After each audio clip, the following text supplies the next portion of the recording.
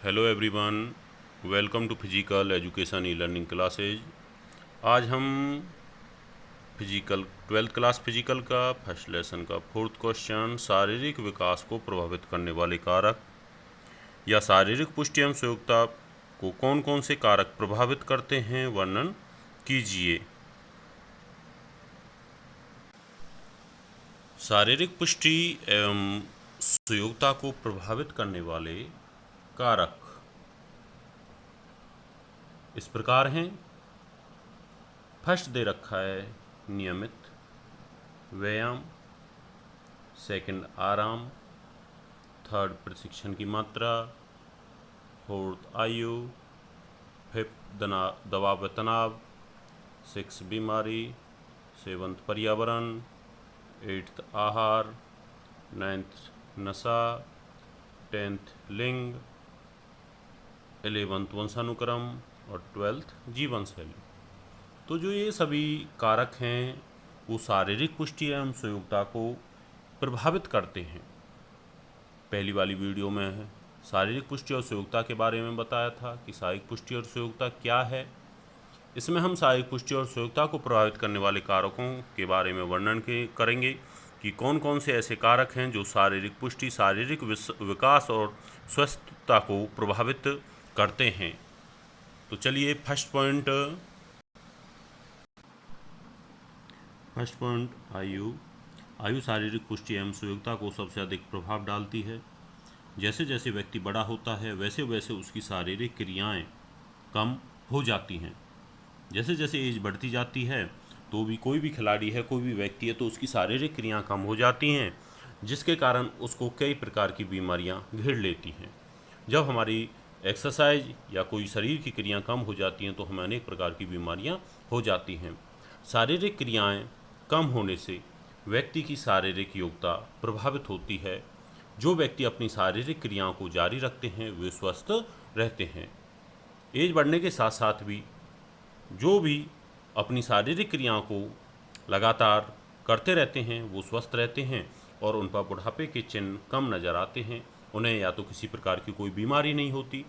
बच्चे भी शारीरिक योग्यता पर कभी भी बड़ी आयु की शारीरिक योग्यताओं के व्यायाम नहीं थोपने चाहिए। कि कोई भी व्यक्ति है या कोई बच्चा है या कोई बड़ा है तो उसकी एज के अनुसार उसे शारीरिक क्रियाएं करवानी चाहिए। प्रशिक्षण कार्यक्रम, जो भी प्रशिक्षण कार्यक्रम बनाया जाए किसी खिलाड़ी का, उसे आयु वर्ग के अनुसार बनाया जाए। छोटी उम्र के जो भी खिलाड़ी हैं, जो भी बच्चे हैं, उनका प्रशिक्षण उनकी आयु के अनुसार, और उससे अधिक जो भी बड़े हैं, सीनियर वर्ग में आते हैं, उनका जो प्रशिक्षण का कार्यक्रम है या जो खेल का कार्यक्रम है उनकी आयु के अनुसार तैयार कराने चाहिए। कहने का मतलब है कि जूनियर और सीनियर वर्ग के अनुसार, उनकी आयु के अनुसार जो भी खेलकूद के कार्यक्रम हैं, जो भी शारीरिक क्रियाएं हैं वो करानी चाहिए। नेक्स्ट पॉइंट आता है शारीरिक बनावट। शारीरिक बनावट खिलाड़ियों का खेल के लिए चुनाव उनकी शारीरिक बनावट से किया जाता है। दौड़ने के लिए जो एथलीट होते हैं उनके लिए पतले शरीर का होना ज़रूरी है। और फील्ड इवेंट्स, कोई थ्रो या जंपिंग इवेंट्स जो होते हैं, फील्ड इवेंट्स जो होते हैं, उनमें शरीर शक्तिशाली होना चाहिए।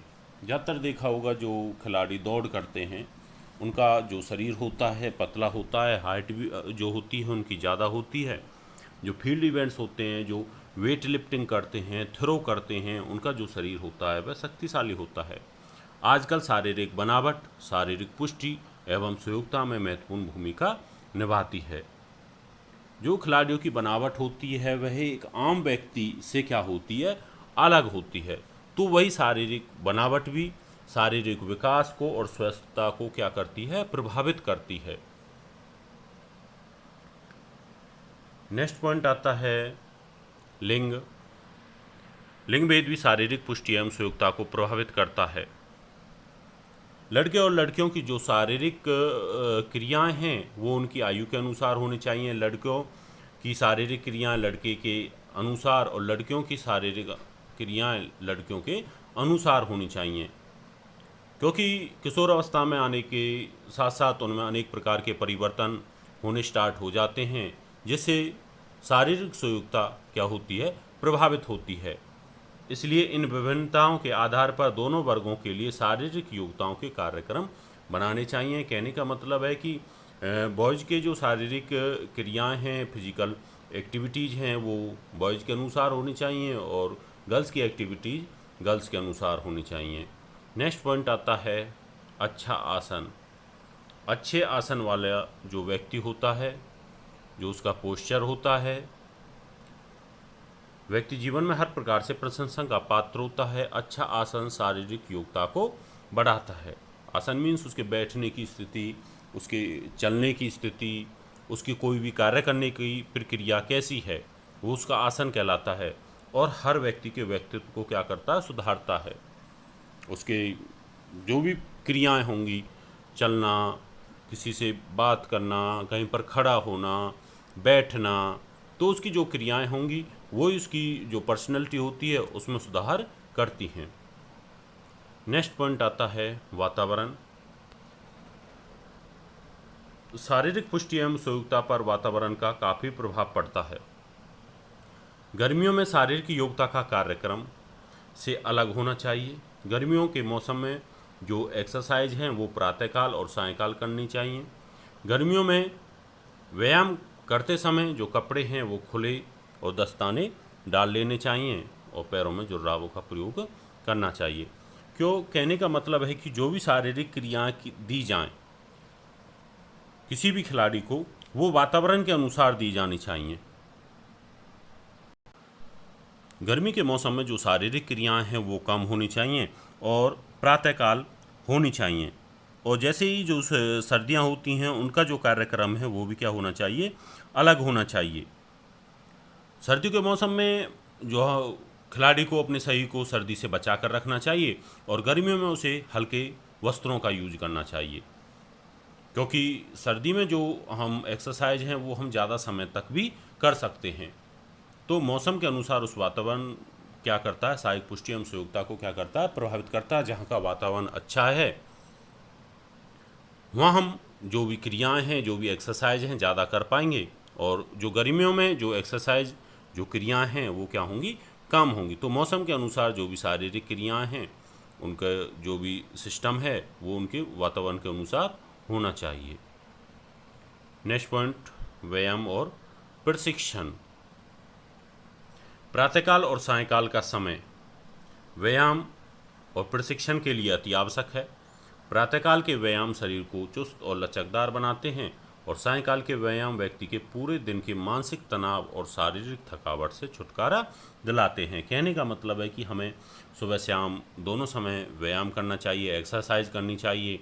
जो प्रातःकाल का समय है वो उसके द्वारा, व्यायाम के द्वारा जो शरीर होता है वो स्वस्थ रहता है, और हम पूरे दिन कोई कार्य करते रहते हैं, हमें थकावट हो जाती है, मानसिक थकावट हो जाती है। तो सायंकाल जब हम कोई एक्सरसाइज करेंगे तो पूरे दिन की जो मानसिक थकावट है उससे हम छुटकारा पा सकेंगे।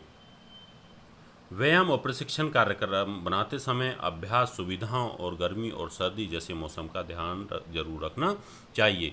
जो भी प्रशिक्षण कार्यक्रम बनाया जाए वहाँ की सुविधाओं के अनुसार, वहाँ के मौसम के अनुसार, वहाँ के वातावरण के अनुसार, उसके अनुसार जो भी व्यायाम है या प्रशिक्षण बनाना चाहिए, जो भी कार्यक्रम है वो बनाना चाहिए।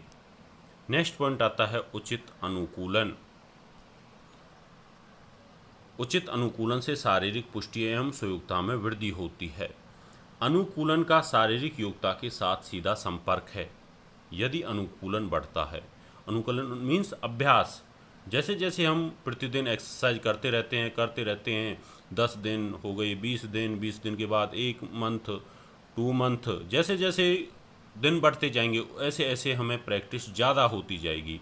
तो खेलकूद में भी कार्य क्षमता क्या कर जाती है, बढ़ती है।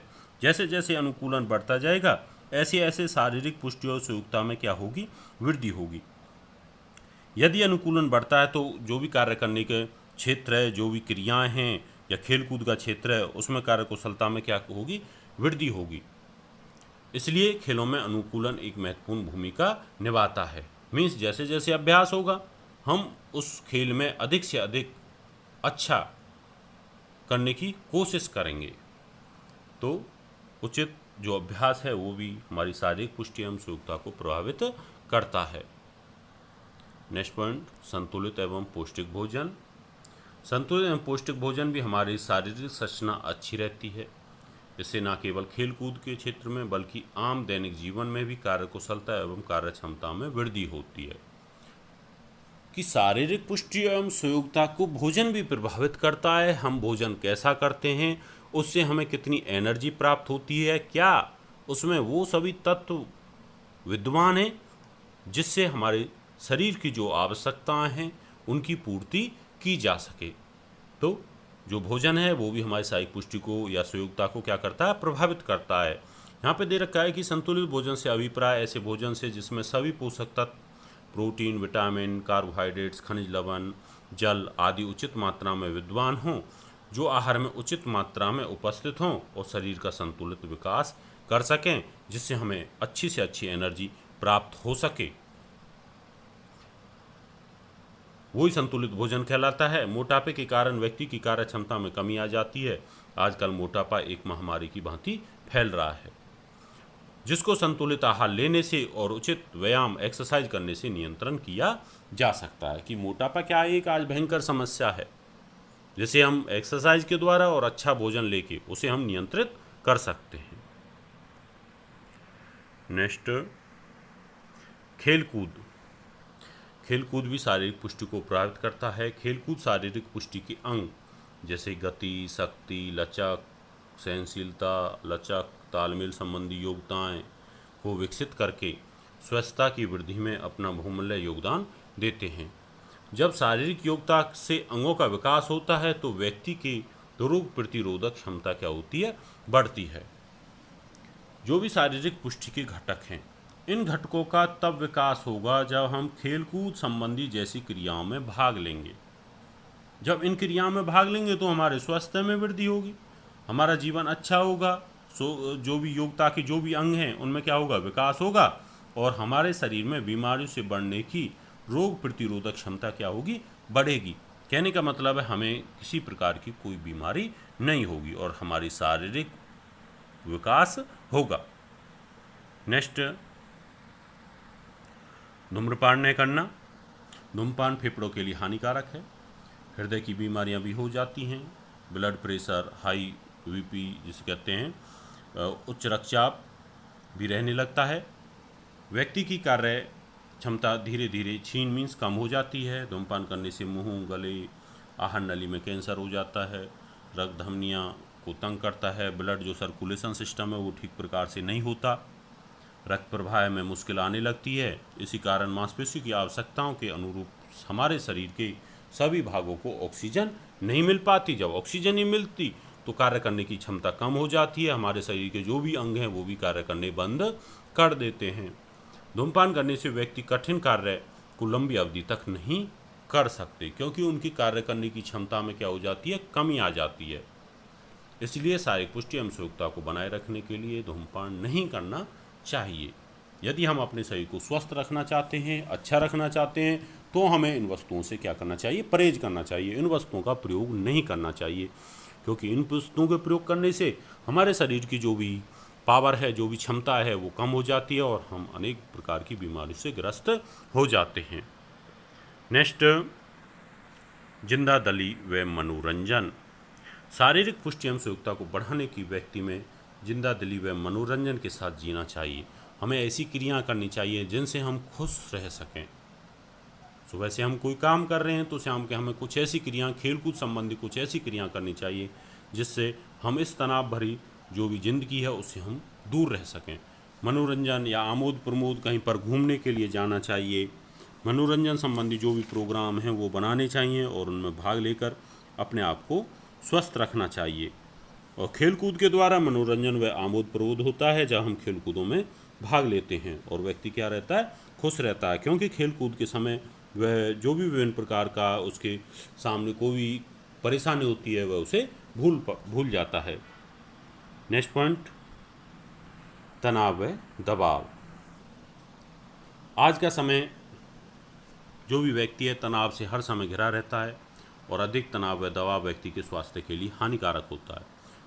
इसलिए उसे अनेक मानसिक बीमारियां भी हो जाती हैं। तनाव व दबाव के कारण व्यक्ति की कार्य करने की क्षमता में क्या आ जाती है, कमी आ जाती है।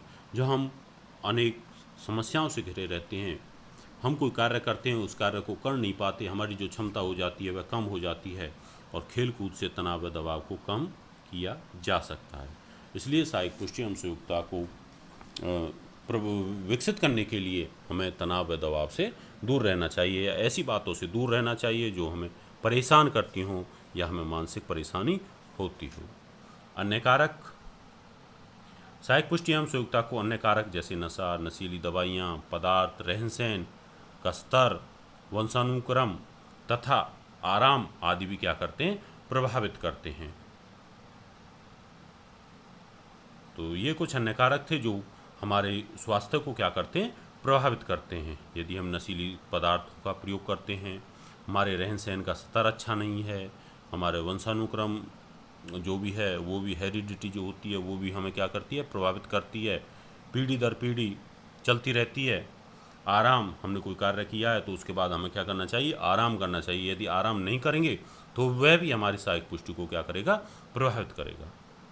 स्टूडेंट्स, ये था आपका क्वेश्चन, से आपने रिटर्न करना है कि सहायक पुष्टि को प्रभावित करने वाले कारक कौन कौन से हैं।